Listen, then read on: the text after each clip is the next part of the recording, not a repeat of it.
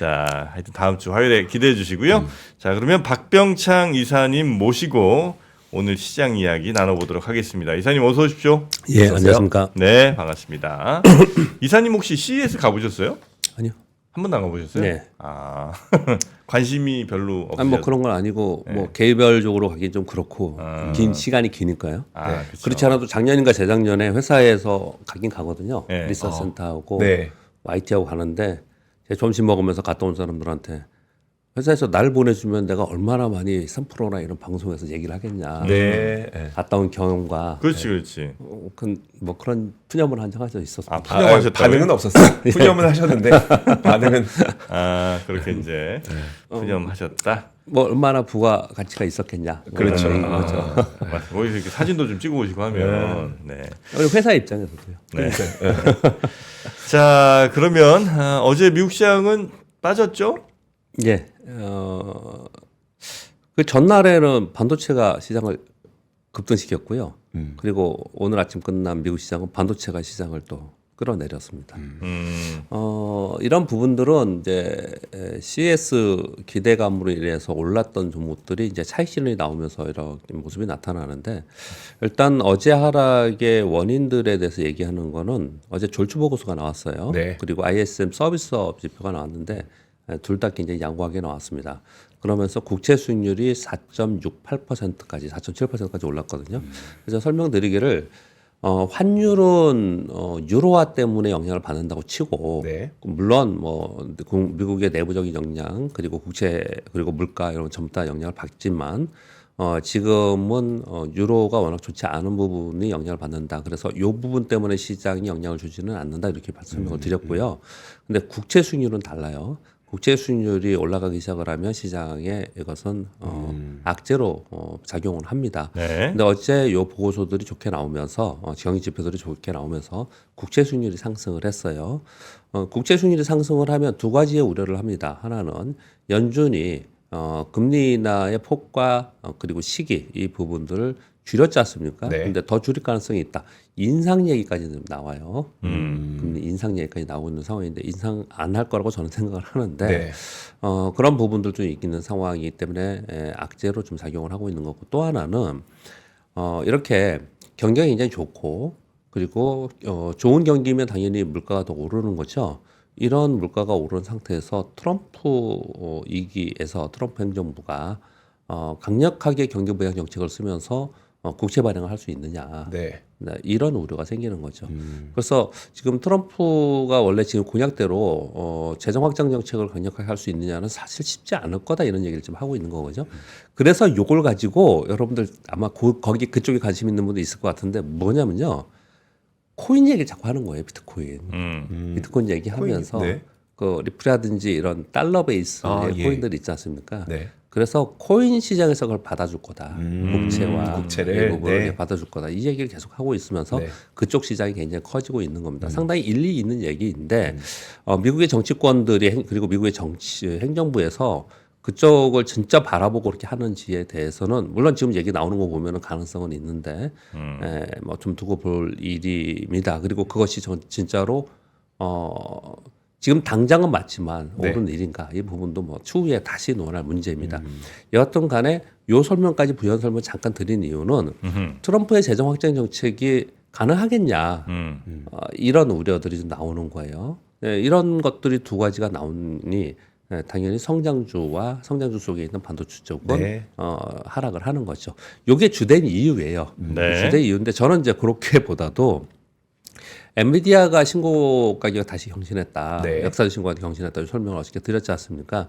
그 전에 테슬라도 급등을 했고 마이크론 급등하고 뭐 AMD도 급등하고 이런 모습이 계속 나타났는데 이건 연초 효과와 그리고 CS 효과로 인해서 매수 들어온 부분이 상당히 있거든요.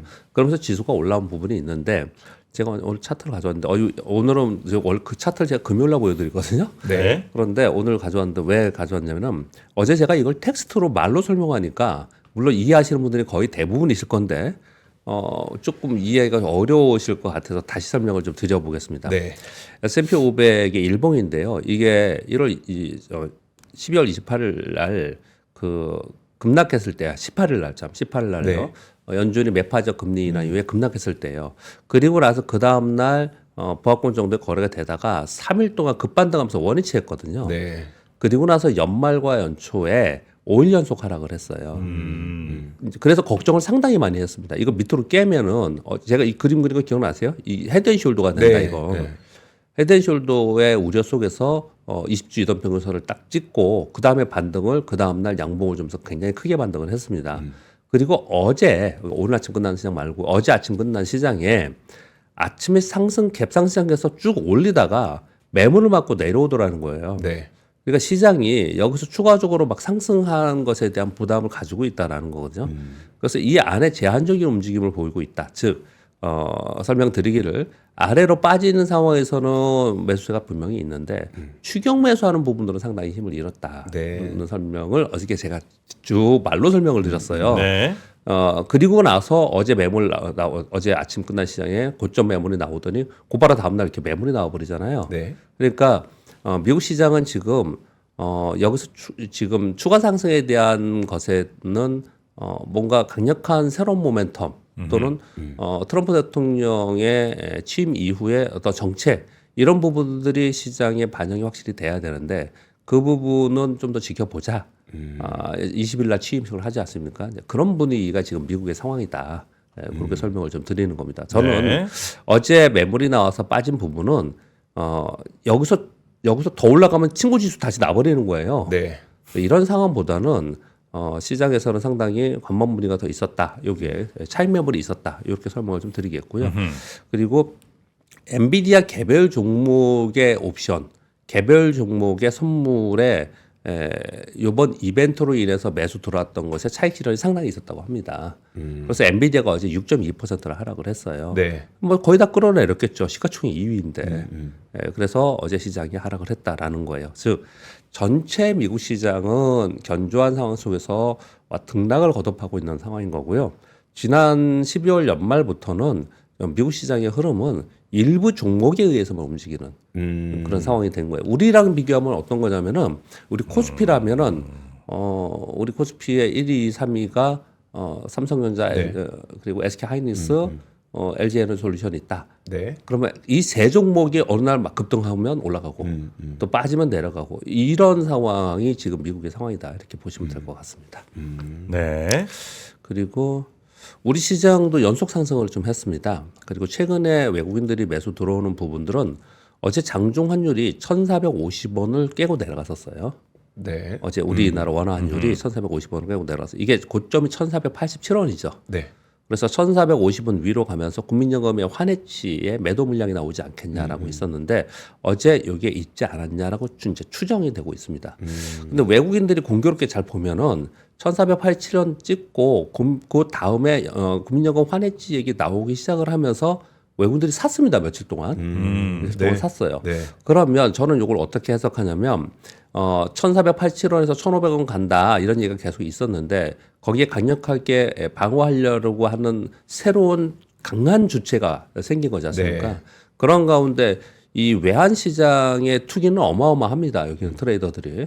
네, 그쪽에서 원화 약세를 공격했던 수익을 추구하기 위해서 그런 쪽이 만약에 있었다면 그 부분 1,450원 위에 있는 거는 온전히 국내 요인이라고 제가 설명을 계속 드리잖아요. 네. 근데 국내 요인이 해소되는 과정만큼은 외국인들이 다시 반대 포지션을 취했을 가능성이 상당히 있지 않았나 생각을 합니다.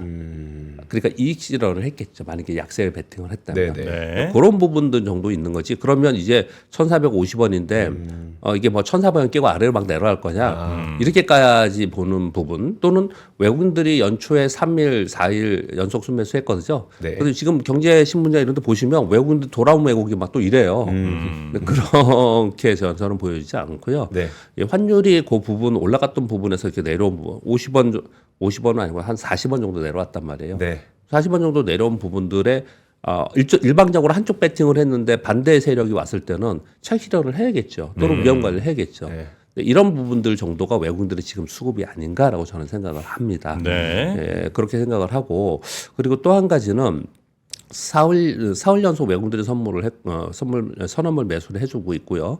그리고 지수가 꽤 올라왔습니다. 그러면서 이것도 지금 말로 설명하면 또 이해가 어려울 것 같아서 금요일 날에 제가 설명 보여드렸는데 우리나라 코스피가 60일 이평선, 20주 이평선의 부분에 왔어요. 60주 이평선 요게요. 네. 이게 지금 60일 이동 평균선입니다. 요 초록색 선이 요 지금 이게 제가 중간에 이 보라색 선으로 이렇게 화살표로 이렇게 사선으로 그은 건 제가 그은 거거든요. 네. 이게 하락 추세예요. 하락 추세를 벗어나서 상승 추세로 가는 것이 정말 쉽지 않습니다. 네. 그리고 그냥 가지 않아요.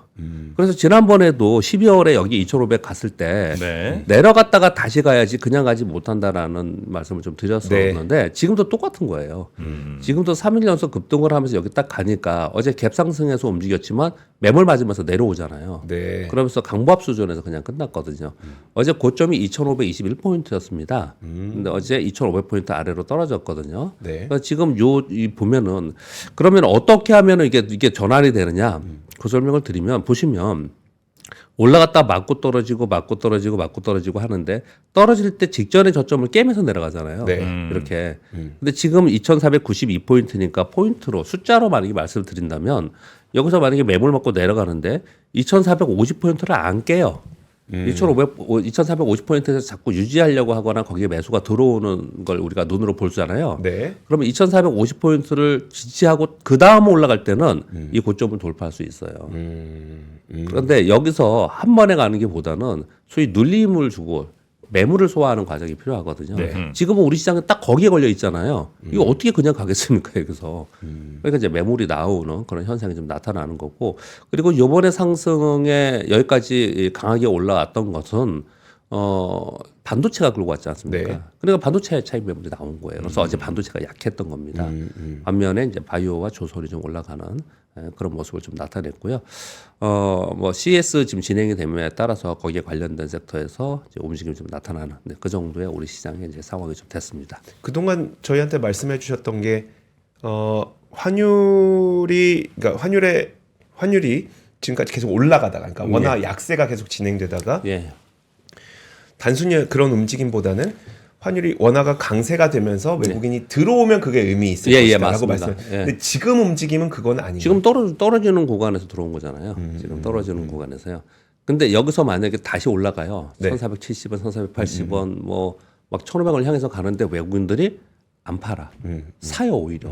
그럼 외국인들은 그 위를 바라보지 않는 거예요. 거기서 이제 그렇게 해석을 합니다. 네. 그 부분은. 그렇게 보시면 될 것 같습니다. 네.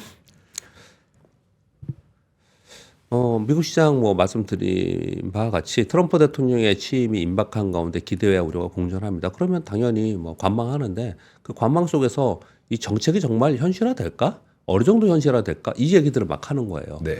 어제 그 해프닝 얘기 해줬지 않습니까? 그 관세. 보편적 관세를 일부 핵심 상품에 대한 선별 관세를 관세로? 그 해프닝이 계속 있었는데 그거 되게 중요한 거였습니다. 네.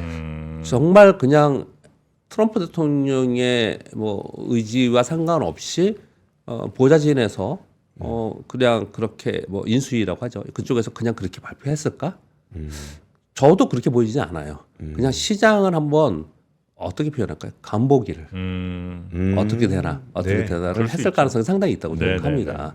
그 얘기는 다시 말씀드리면 지금 국채 수익률이 올라가고 물가가 올라가고 환율이 이렇게 올라가고 있는 상황에 있어서 트럼프 정책 아까 설명드렸다시피 트럼프가 지금 원래 하려고 했던 정책을 계속 할 수 있을까? 쉽지 않을 거예요. 그게 쉽지 않을 거란 말입니다. 그러면 지금 이 정책을 하기 위해서 내가 요걸 조금씩 뭐가 바뀌었을 때 얘들이 어떻게 바뀌는가를 상당히 지금 생각을 할 가능성이 상당히 높아요. 이걸 포괄적으로 생각을 해보면 트럼프의 대선 공약을 이행하는 과정 속에서 상당 부분 조율 또는 협상 변화가 됐을 가능성이 상당히 높다라는 것을 사실 보여준 겁니다.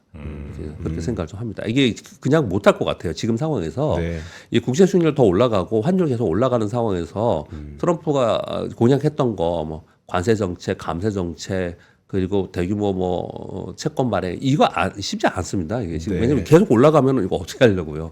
이제 그런 상황이 있기 때문에 소위 간보기를 해가면서 그걸 지금 이제 조율을 해나갈 가능성이 상당히 있지 않나라는 네. 걸 하루에 올해 것을 보여줬다. 제가 어제 그렇게 설명을 좀 드린 거고요. 그러니 이제 뭐 얼마 안 남았습니다. 20일이니까. 그 사이에 시장에서는 그러면 얼마나 반영이 될까? 진짜 어떻게 할까? 진짜 이제 닥쳤는데 어떻게 할까?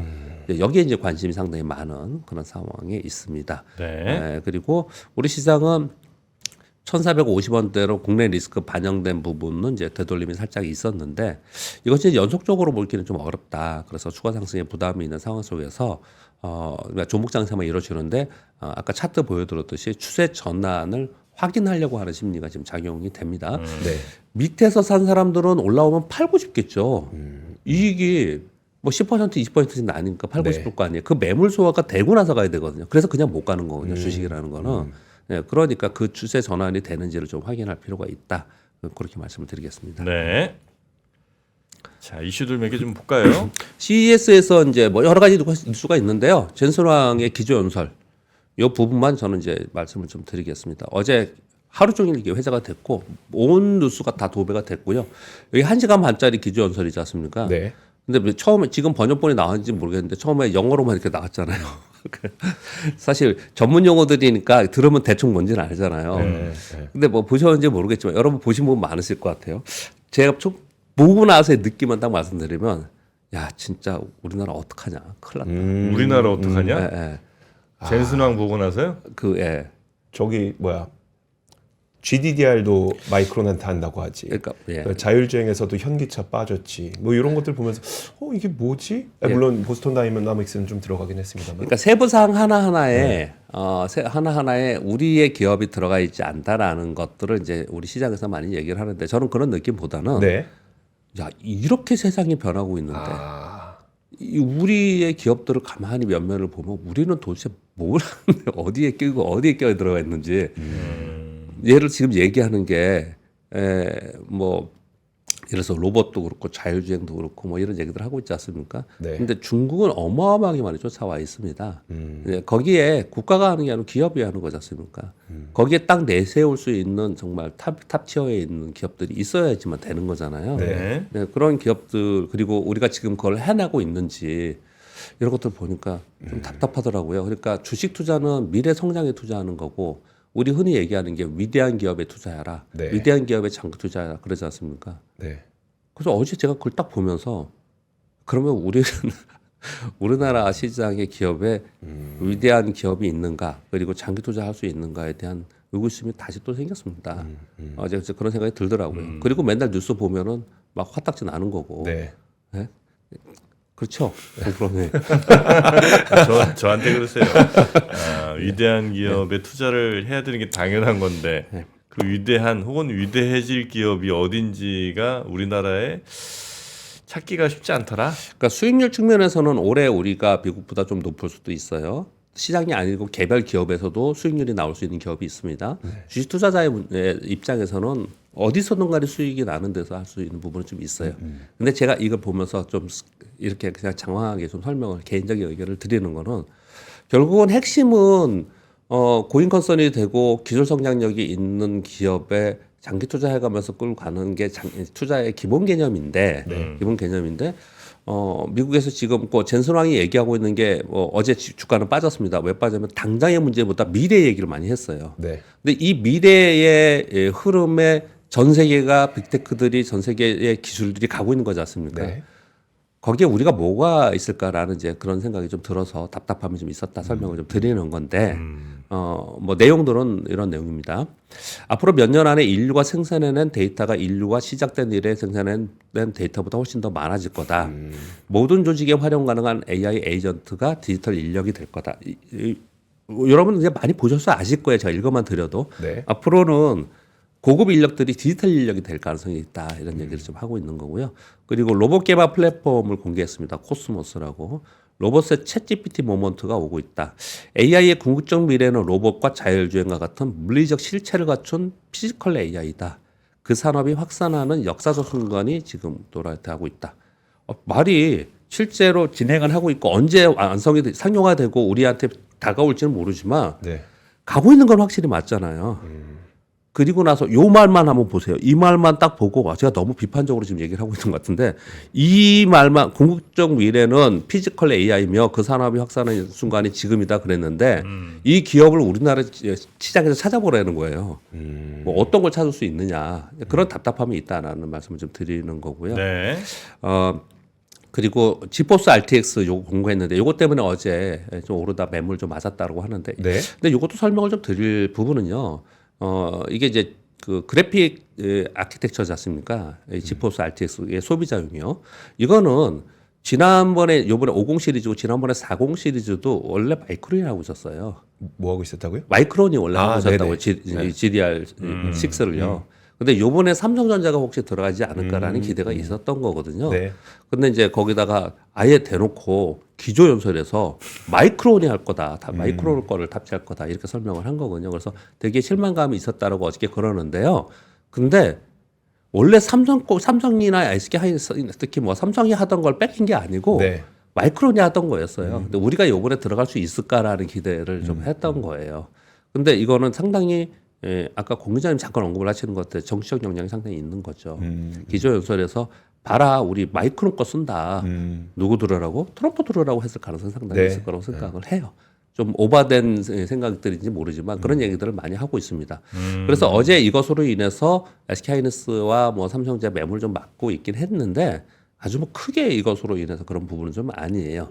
다만 플러스로 우리가 기대했던 것들이 기대감 상실이 좀 있다. 네. 이렇게 정도 저는 생각을 하고요. 그건 이제 부연 설명을 좀 시작에서 부연 설명 드린 거고 전반적으로 AI 에이전트 그리고 로봇 개발 플랫폼 그리고 차세대 블랙웨이 비발의 아키텍처 이런 설명을 좀 했고요. 그리고 뭐 엔비디아 딤 에이전트 블루프린트라는 것과 AI 슈퍼컴퓨터 공개 뭐 이런 것들을 좀 했어요. 그러면서 요걸 설명을 했습니다. 그 어제 영상을 보시면요. AI 기술의 발전 단계의 4단계를 얘기를 했습니다. 처음에는 지각, 그다음에 생성, 그다음에 에이전트, 그다음에 물리적 AI. 결국은 궁극적으로는 자율주행 자동차 범용 로봇으로 간다. 그래서 이런 것들을 하는 데 있어서 지금 어디까지가 있냐면 요 지금 생성형 AI까지 가 있지 않습니까? 네. 그다음에 에이전트 AI로 가면서 이제부터 정말 필요한 거는 두 가지가 필요한 거예요. 하나는 소프트웨어. 그리고 하나는 맞춤형 반도체. 그렇게 그 AI가 활성화되면서 그게 물리적인 디바이스에 들어가면서 이제 완성이 된다. 이 설명을 네. 하고 있는 거거든요. 우리 일반적으로 생각할 수 있는 거잖아요. 그렇죠. 그런 얘기들을 많이 했고. 그런데 젠슨왕이 얘기한 거지 않습니까? 그리고 그냥 얘기한 게 아니에요. 우리랑 정말 다른다는 게 정말 되게 부럽고 정말 어떻게 이렇게 연설을 하나 이런 생각이 들었는데 이걸 구체적으로 어떤 플랫폼에서 어떤 제품으로 어떻게 할 거라는 계획을 구체적으로 나열을 합니다. 네. 구체적으로 나열을 좀 하고 있거든요. 그래서 정말 대단하다. 근데 실제로 이렇게 진행을 좀 하고 있는 과정 속에서 물론 다 완성할 수 있는 부분은 좀 아닐 수 있겠죠. 그러나 이 과정 속에서 우리 투자자 입장에서는 어느 쪽의 길을 투자를 해야 되는가를 이제 길을 좀 보여준 거고요. 그리고 우리나라 기업들에서는 또 어떤 쪽이 이 길을 가고 있는가 이렇게 우리는 좀 생각을 해봐야 될 것 같습니다. 네. 일론 머스크가 AI 챗봇 그록 3세대 버전을 곧 출시한다라는 계획을 발표했습니다. 엔비디아 H100이 10만 개 정도로 들어가서 오픈 AI와 구글과 경쟁한다. 이런 얘기가 지금 나와 있는 상황이고 일론 머스크가 하니까 이것도 또 뉴스가 되는 거예요. 네. 예. 그리고 어제 지금 엔비디아가 한 6% 빠졌지 않습니까? 어제 SK 하이닉스 관련된 뉴스는 좋은 게 많았습니다. 네. 그럼에도 불구하고 주가가 어저께 좀 빠졌는데 골드만삭스에서 아시아의 기술 섹터 관심 종목 25개를 내놨어요. 이렇게. 여기 보시면 하이라이트 인도 아시아 그리고 테크놀로지 섹터라고 이렇게 써놨잖아요. 여기에 SK 하이닉스가 들어가 있습니다. 네. 얘 기존의 타겟 프라이스가 17만 3,900원인데 28만 원으로 높였습니다. 61%. 이거 보시면서 우리나라 애널리스트 욕할 문제가 아니에요. 욕이라고 하면 안 되겠죠. 약간 비난할 문제가 네. 아니에요. 이들은 뭐 그냥 뭐 하면은 50% 60%씩 올렸다가 50% 60%씩 막 내리고 막 이래요. 보면은 작년 말까지도 굉장히 비판적이고 뭐 반도체 쪽에 뭐 그랬잖아요. 네. 제가 이런 얘기를 하면은 정프로님 얼굴 맨날 보는데 참 그렇죠. 네. 다시 뭐 61%나 상향을 했습니다. 뭐 이런 재료들이 어저께 있었어요. 그러나 어제 매물이 좀 나오면서 왜냐하면 이틀 동안 급등을 했잖아요. 네. 근데 이런 생각 또 의심도 하죠. 우리 개인 투자들은 이틀 동안 급등한 거 이런 내용들 다 반영 미리 알고 한 거 아니야? 뭐 이런 생각도 하죠. 사실은요. 네, 근데 또 이런 호재성 내용들이 있고요. 이제 그런 상황 속에서 어제 매물 좀 맞았고, 그 매물 맞는 게 어느 정도까지 맞고 다시 매물 소화를 하느냐 이런 부분들을 좀 살펴보는 게 굉장히 중요한 것 같고, 그리고 이 반도체 쪽은 오늘이 7일이죠. 네, 오늘 8일. 오늘 8일입니다. 오늘 그럼 삼성전자 실적 발표. 네. 예, 그게 지금 시장이 어떻게 반영하는지 그게 굉장히 중요하다. 그 말씀을 드리겠습니다. 네. 아시아의 25개 기업인데 거기에 우리나라 기업이 하나밖에 포함 안 됐습니다. 네, SK하이닉스. 아시아의 25개 기업인데 네. 그리고 제가 지금 이 리포트를 맨날 지금 시간이 없어 못 해갖고 오늘 네. 리포트 위주로 좀 말씀을 좀 드려볼게요. 네. 이거는 내일 말씀드리고요. 왜냐하면 지금 시장에서 영향이 있을 수 있는 내용들이라서 짧게 말씀을 좀 드려보겠습니다. UBS에서 AI 랠리가 끝나지 않는 세 가지 이유라고 하면서 설명을 했는데 많이 들었던 내용이라서 쉬운 거 그냥 넘어갈게요. AI가 왜 도대체 랠리가 안 끝나냐? 안 끝났다. 끝났다. 빅테크들의 AI 지출이 증가하고 있다. 작년에 51% 정도 증가했는데 이번에 한 25% 정도 증가할 전망이다.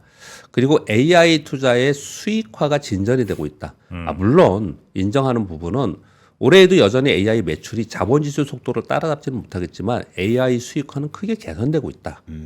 그리고 AI 밸류에이션의 건전성 얘기를 하는데 AI 관련 주식은 올해 약 25% 실적 성장률을 예상한다. 그러니까 실적 성장이 되어 있기 때문에 아직 건전하다 이 얘기를 좀 합니다. 그래서 AI에서 계속 얘기를 하고 있는 상황이 있다. 이걸 한 가지 참고로 말씀드리고요. 네. 두 번째, IM증권에서 이 뒷부분은 다 보고서 내용들입니다. 우리 지금 고환율 있지 않습니까? 원화환율. 이 부분에 대해서 시장이 어떤 영향을 갖고 우리는 어떻게 대응해야 되냐 이 설명을 하는 건데요. 고환율을 부추기는 3대 리스크는 국내 경제 성장률 둔화, 그리고 트럼프 정책, 그리고 중국 경제 회복 둔화 이런 부분들을 얘기를 했습니다. 그러면서 원화 노출 상품은 단기 매매 위주로 하고 장기 투자는 지향해야 된다. 이거 사실 원화 노출 상품이 우리나라 국내 주식이에요. 예, 그런 부분인데 어떤 설명을 하고 있냐면 달러 강세는 글로벌 교역량이 감소되기 때문에 국내 수출량이 감소될 수 있다. 네. 그리고 달러 강세는 리스크 오프 심리에서 발생이 된다. 그래서 외국인들이 이머징 시장을 매도할 수가 있다. 이런 거군요. 이거 그럼 거꾸로 얘기하면 우리 시장이 기회가 되는 겁니다. 네. 즉 무슨 얘기냐면 달러인데스가 떨어지면 이머징이 상대적으로 좋습니다. 이걸 거꾸로 설명을 좀 해보면 되는데 요 얘기를 하는 이유는 뭐냐면요. 이겁니다. 환율 상승으로 과거에 우리가 경제학 원론 상대에 들어가서 대학에서 학부에서 배운 내용들은 뭐냐면 환율이 상승을 하면 수출 기업들이 이익 개선을 위해서 달러가 많이 들어오고 달러가 많이 들어옴으로 인해서 환율이 자율 조정에 의해서 안정화 된다. 뭐 이런 얘기를 한 거예요. 달러가 많이 들어오면 이제 다시 그러면은 이제 우리 원화 강세가 된다. 이 얘기를 하는 거거든요. 그런데 그거는 과거의 얘기이고 지금의 산업 환경에서 그렇게 가기는 힘들지 않겠냐. 이 얘기를 좀 하고 있는 거고요. 네. 그리고 CLSA에서 우리나라 뷰티의 2025년 올해 전망 보고서를 냈습니다. 내용을 읽어보면 저도 공감이 돼서 한번 가져왔습니다. K뷰티의 픽아웃 우려로 2024년 작년 하반기에 주가가 꽤 떨어졌습니다. 많이 떨어졌어요. 근데 이거는 일부 상장 브랜드들의 기업들의 문제입니다. 비상장 회사들의 성장은 여전히 강력하다. 이 공감이 되죠. 네. 보면 일부 중국향 이런 데는 아직 안 좋아요. 계속. 근데 비상장의 인디 브랜드도 여전히 좋다라는 거예요. 네. 그리고 선행 지표들을 봤더니 K뷰티 붐이 여전히 초기 단계임을 보여주고 있다. 그 선행 지표가 뭐냐? 구글, 틱톡, 월별 브랜드 출하 데이터, 아마존 순위들을 봤더니 네. K뷰티의 붐은 둔화 조짐이 있는 게 아니고 여전히 좋다. 그래서 향후에도 지속되지 않겠냐 이렇게 얘기를 한 거예요. 그럼 요 설명을 쭉 하면서 어떤 얘기를 했냐면 저도 요 똑같이 생각을 하기 때문에 이렇게 요 뉴스 갖고 왔는데 요 보고서를요. 최대 수혜자는 ODM이 될 거라는 거예요. 브랜드의 생애주의가 짧아지는 것이 브랜드에게는 리스크이지만 네. ODM에게는 유리한 게 아니냐. 그리고 비상장 인디 브랜드의 기여도가 빠르게 올라오는 상황 속에서 ODM의 기업들의 캐파 부족이 지금 상황이 되고 있거든요. 그럼 마진에도 긍정적이지 않겠냐. 네. 지금 우리가 뷰티를 보면서 이쪽 업계를 보면서 거기에 있는 가장 시가총액이 높고 뭐 그동안 알고 있는 기업들 있잖아요. 네. 걔네들 주가가 좋지 않단 말이에요.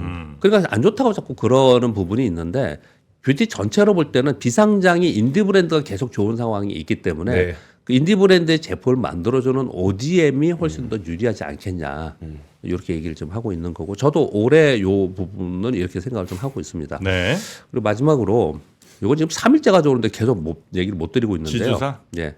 이건 사실은 이게 되려면은 상법 개정이 먼저 돼야 된다고 생각을 합니다. 예. 상법 개정이 먼저 돼야 됩니다. 근데 지금 정치권의 불확실성 때문에 요 부분이 언제 시행이 될지는 뭐 일단 두고 봐야 될 문제고요. 그리고 제가 지금 오늘 가져올래다 못 가져온 내용 중에 하나가 3월서부터 우리 공매도 시행됩니다. 네.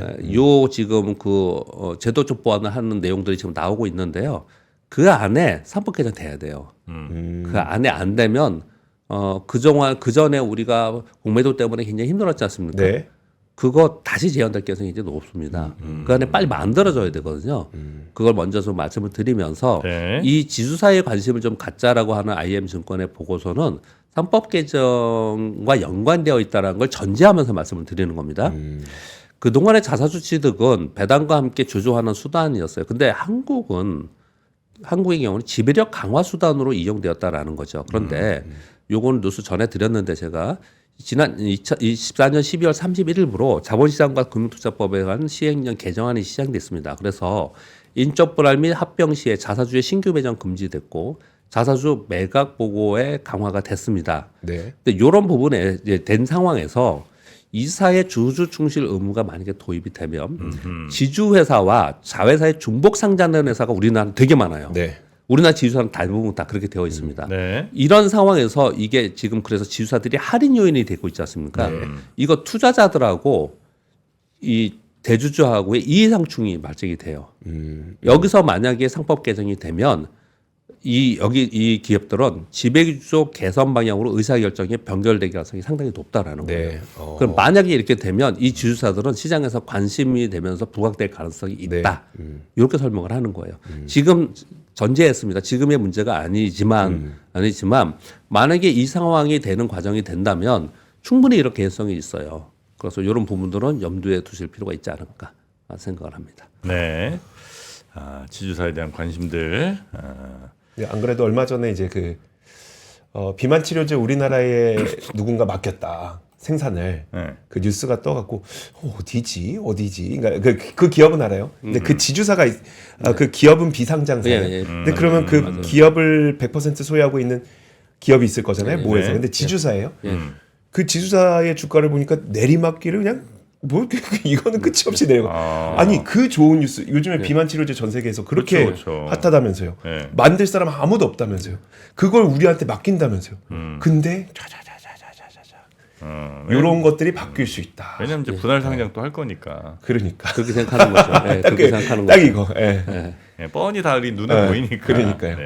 네. 이 부분은 굉장히 중요하고요. 그래서 그런 부분에 대해서 일단 전제되어야 되고 그래서 3월 말에 사실 기대도 있지만 왜냐하면 외국인들의 자금이 좀 들어올 여력은 있습니다. 공매도 시행을 하면 그러나 이러한 부분들이 제도적으로 마련되어 있지 않은 상황 속에서 네. 다시 또 공매도가 있어 우리 굉장히 유동성이 취약해가지고 또 공격될 가능성이 있거든요. 그래서 걱정스러운 부분도 상당히 또 있다 그렇게 생각합니다. 네, 알겠습니다. 자, 우리 박병창 이사님과 함께 오늘 투자에 도움될 만한 여러 가지 이야기 나눠봤고요. 내일 아침도 잘 부탁드리겠습니다. 고맙습니다. 감사합니다. 삶의 격을 높이는 9가지 지혜를 함께 나눕니다. 위즈덤 칼리지 시즌 2 영상 아래 링크를 클릭하시면 자세한 내용을 확인하실 수 있습니다.